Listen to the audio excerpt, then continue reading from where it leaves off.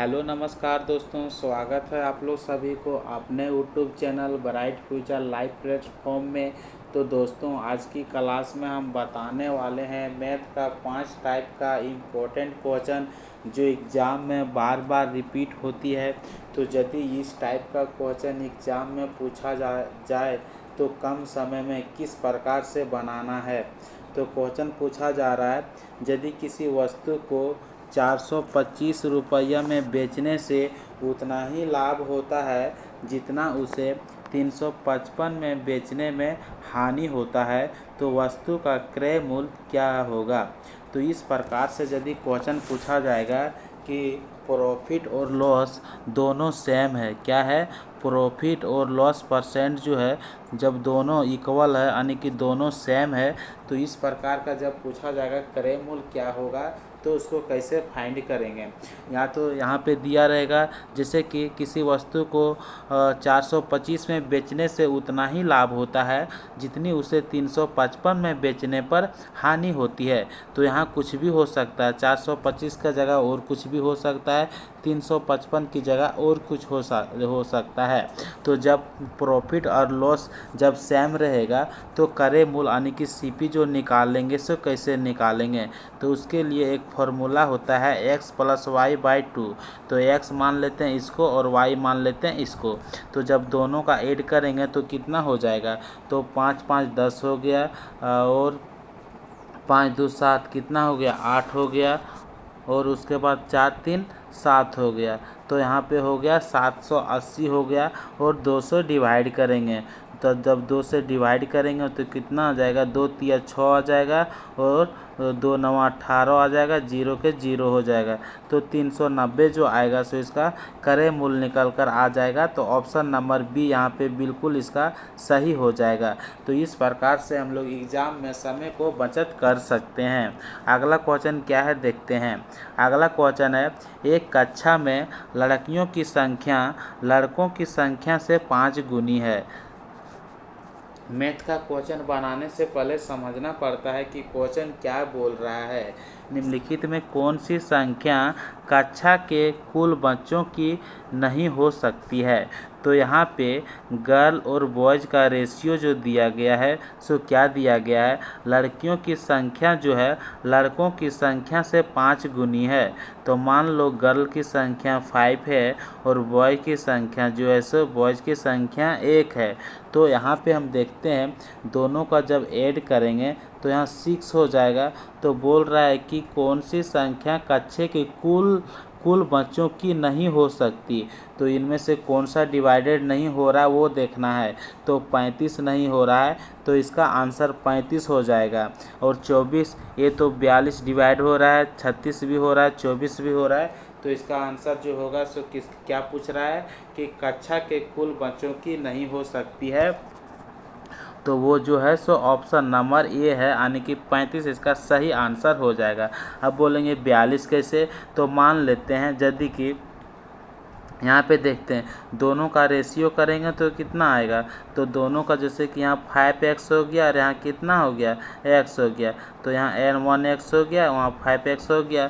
तो यदि यहाँ 6x हो गया ना, तो 6x के कुछ भी डिवाइडेड करेंगे तो यहाँ पे कितना आया, यहाँ पे यदि लेते हैं 42 लिए तो यहाँ कितना हो गया, 7 हो गया, कितना हो गया, 7 हो गया, 7 से 42 हो गया। तो जब यहाँ 42 हम ले लिए तो x का मान करेंगे तो यहाँ 7 हो जाएगा और यहाँ कितना हो जाएगा, 35 हो जाएगा। तो 7 5 12 हो जाएगा, 3 1 4। तो इस प्रकार से 42 इसका सही आंसर आ जाएगा। ठीक उसी प्रकार से हम लोग आगे देखते हैं। आगे हम लोग यहाँ पे थोड़ा जैसे कि अब एक ऑप्शन तो मिल गया 42, अब 24 देख लेते हैं, 24 मिलता है। तो 24 जिस प्रकार से 42 डिवाइडेड हो गया उस प्रकार से 44 को लेते हैं। जब यहाँ हम दोनों रेशियो में लेंगे 6x इक्वल टू कितना लेंगे, 24। तो 24 लेंगे तो 6 चौके 24 हो जाएगा। तो यहाँ 4 हो जाएगा। तो इस प्रकार से लेंगे तो 5 चौके 20 हो जाएगा और यहाँ पे 4 हो जाएगा। तो तो 24 हो जाएगा, तो इसका भी सही आंसर हो जाएगी। लेकिन यहाँ के क्वेश्चन में कि क्या पूछ रहा है कि इसका कक्षा के कुल बच्चों की नहीं हो सकती, तो यही नहीं होगी क्योंकि 35 जो से डिवाइडेड नहीं है। तो ऑप्शन नंबर ये यहाँ पे बिल्कुल सही हो जाएगा। तो यदि एक बार फिर से समझना चाहते हैं तो बता देते हैं।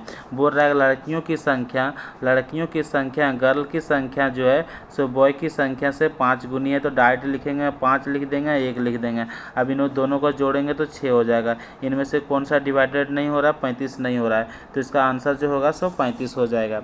अगला क्वेश्चन देखते हैं। अगला क्वेश्चन पूछ रहा है कि 7 लगातार आने वाले धन पूर्णांक का औसत 26 है, तो इन पूर्णांकों में से सबसे छोटा क्या है? लगातार मतलब क्या होता है? जैसे कि 1 2 3 4 5 6, ये क्या हो जाता है? ये लगातार हो जाता है। तो यहाँ से पूछ रहा है कि औसत बराबर क्या होता है? औसत बराबर जो होती है सो संख्या का योग होती है। क्या होती है? संख्या का योग बटा संख्या का योग बटा संख्या की संख्या, यानी कि कितना संख्या दिया गया है। तो संख्या की संख्या जो होती है ये इसका फॉर्मूला होती है। लेकिन फॉर्मूला पर कौन बनाता है? यदि फॉर्मूला पर बनाएंगे तो टाइम ज़्यादा लगेगा और हम लोग को टाइम जो से सेविंग करना है। तो यहाँ पे डायरेक्ट क्या पूछा जा रहा है कि पूर्णांकों का औसत 26 है, तो औसत बराबर क्या होता है? बीच वाला। औसत बराबर क्या होता है? बीच वाला। तो यानी कि जैसे 2 हो गया, तो 2 जो हो गया सो इसका औसत है। कैसे मानेंगे? 2 औसत हो गया। जैसे कि 1 2 3 तो जोड़ेंगे तो कितना हो जाएगा? 6 हो जाएगा। संख्या कितना है? 3 है, तो यहाँ पर डिवाइड करेंगे तो कितना आया? 2 आया। तो इस प्रकार से एवरेज जो माना जाता है, औसत जो माना जाता है सो बीच वाला ही माना जाता है। तो 26 जो से औसत है। तो बोल रहा है कि सबसे छोटा कौन सी है? तो सबसे छोटा तो यानी कि 7 लगातार आने वाले, तो 2 अंक इधर भी हो सकता है, यानी कि 3 अंक 2 अंक जो भी हो सकता है। 2 अंक हो सकता है, 3 अंक हो सकता है, 4 अंक हो सकता है। तो 26 के बाद कौन सी आता है? 27 आता है, 28 आता है। ठीक है, फिर उसके बाद 26 के पहले क्या आती है? 25 आती है, 24 आती है। तो इस प्रकार और फिर क्या आती है? 23 आती है, 24 आती है, 25 आती है। तो यहाँ ऑप्शन में क्या 25 दिया गया है? नहीं। 25 दिया है? दिया। फिर यहाँ पे 24 दिया है? नहीं। तो फिर यहाँ पे ले लेते हैं 23। क्या ले लेते हैं? 23 ले लेते हैं। फिर यहाँ पे 29 ले लेते हैं। तो 7 लगातार आने की जो औसत हो गया सो 26 हो गया। औसत कौन हो गया? 26 हो गया। तो बोल रहा है इन पूर्णांकों में से सबसे छोटा कौन है? तो सबसे छोटा कौन हो गया? तो सबसे छोटा जो हो गया सो 23 हो गया। यदि सबसे बड़ा पूछता तो सबसे बड़ा 29 हो जाता। यदि यार क्वेश्चन ये भी पूछ सकता है कि सबसे बड़ा और सबसे छोटा में अंतर ज्ञात करें, तो 29 में 23 जो से घटा देते हैं, तो यहाँ पे कितना हो जाता? 6 हो जाता है इसका आंसर। यदि अंतर पूछता तो सबसे छोटा कौन सी संख्या है? 23 है। तो ऑप्शन नंबर बी यहाँ पे बिल्कुल सही हो जाता है। अगला क्वेश्चन देखते हैं। 26 मीटर पर सेकेंड की गति से चल रही 800 मीटर लंबी एक ट्रेन कितने समय में 500 मीटर लंबे एक सेतु को कितने समय में पार करेगी? तो क्या होती है? चाल बराबर क्या होती है? दूरी बटा समय होती है। तो समय बराबर क्या हो जाएगी? तो समय बराबर दूरी बटा चाल हो जाएगी। समय बराबर क्या हो जाएगा? दूरी बटा चाल हो जाएगी। तो दूरी में से क्या क्या यहाँ जुड़ेगा? यानी कि वो ट्रेन जो चल रही है ना, ट्रेन की लंबाई कितना है वो भी जुड़ेगी, और जो पार कर रही, क्या कर रही, एक लंबे सेतु का पार कर रही है, वो भी उसका भी लंबाई जो से जुड़ जाएगी। तो यहाँ पे 500 हो गया। और यहाँ पे चाल बराबर कितना दिया है? तो 26 मीटर पर सेकंड दिया है। अब इसको ऐड करते हैं तो 1300 आता है, और नीचे कितना? 26। तो 26 बचे कितना होती है? 130 होता है, और यहाँ 0 बच गया, यानी कि 50 मीटर पर सेकंड इसका क्या हो जाएगा? और समय जो होगा सो क्या हो जाएगा? यानी कि 50 सेकेंड हो जाएगा। तो ऑप्शन नंबर बी यहाँ पे बिल्कुल सही हो जाता है। अगला क्वेश्चन देखते हैं। अगला क्वेश्चन क्या है? एक्स की उम्र जो है सो 36 वर्ष है, एवं वायु का उम्र जो है सो कितना है? 16 वर्ष है। कितने वर्षों में x की उम्र y की उम्र की 2 गुनी हो जाएगी। मान लो यहाँ पे x है और वहाँ मान लो y है। x की उम्र जो है 36 है और y का उम्र जो है 16 है। इस प्रकार की क्वेश्चन को सॉल्व करने के लिए कुछ भी नहीं करना है, डायरेक्ट ऑप्शन से सॉल्व कर दो। कितने वर्षों में बोल रहा है कि x का उम्र जो है सो क्या हो जाना चाहिए, x का उम्र जो है सो 2 गुनी हो जाना चाहिए। किससे? 32। यदि यहाँ 16 है तो यहाँ 32 होना चाहिए। तो मान लेते हैं सबसे पहले 3 यहाँ जोड़ेंगे, तो यदि यहाँ 3 जोड़ेंगे तो यहाँ कितना हो जाएगी, 39 हो जाएगी। और यहाँ 3 जोड़ेंगे तो कितना हो जाएगा, 19 हो जाएगा। तो क्या इसका 2 गुना आया? नहीं आया, तो इसका आंसर जो है नहीं होगा। अब हम लोग देखते हैं ऑप्शन नंबर बी लेके, यानी कि यहाँ पे x है, यहाँ पे y है, यहाँ पे 36 है, यहाँ पे 16 है।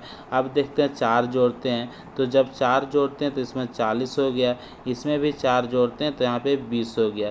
क्या बोल रहा है कि x का उम्र जो है y से 2 गुनी होना चाहिए, तो y से 2 गुनी हो गई बिल्कुल। तो ऑप्शन नंबर बी यहाँ पे बिल्कुल सही है। तो इस प्रकार से यदि एग्ज़ाम में क्वेश्चन पूछता है तो आप समय को बचाकर फास्ट बना सकते हैं। तो अब हम लोग मिलते हैं नेक्स्ट वीडियो में।